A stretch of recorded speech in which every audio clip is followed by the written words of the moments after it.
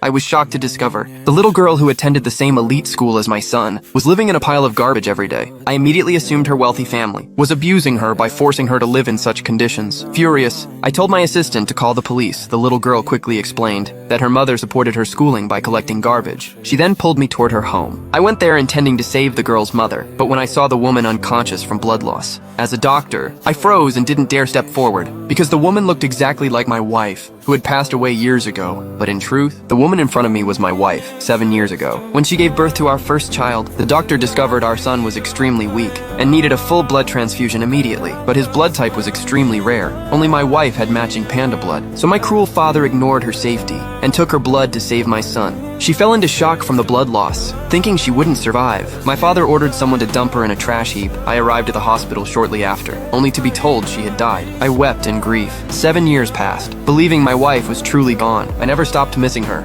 Unbeknownst to me, she had survived and had even given birth to twin daughters. But the trauma had caused memory loss, and she had become mute. All these years, she survived by collecting scraps, just to send her daughter to an elite school. One day, the teacher rushed to inform her that the little girl got into a fight at school. When she arrived, she learned the girl had picked up my son's bottle, and my son hit her for it. My mother, who had lived abroad for years, didn't recognize my wife. To prevent her daughter from being expelled, my wife knelt down and begged for forgiveness, but my son told her to jump from the upstairs balcony to protect her child. She jumped without hesitation. When the little girl ran downstairs, she saw her mother covered in injuries. She knelt and begged them to spare her mother. After examining her condition, the doctor told the little girl her mother had hit her head and was in critical condition. Only I could save her now. I didn't yet know that the little girl was my biological daughter. The doctor brought her to find me. The moment she saw me, she knelt down and begged me to save her mother. Before I could react, my son recognized the girl, but he assumed she was there to cause trouble and pushed her to the ground. The protective charm my wife gave her fell out. My son saw it and accused her of stealing, not knowing that there were 2 identical charms, gifts from my wife while pregnant with twins. The girl insisted the charm was from her mother, but they were convinced she stole it. I told her if she told the truth, I would help her mother with surgery. Left with no choice,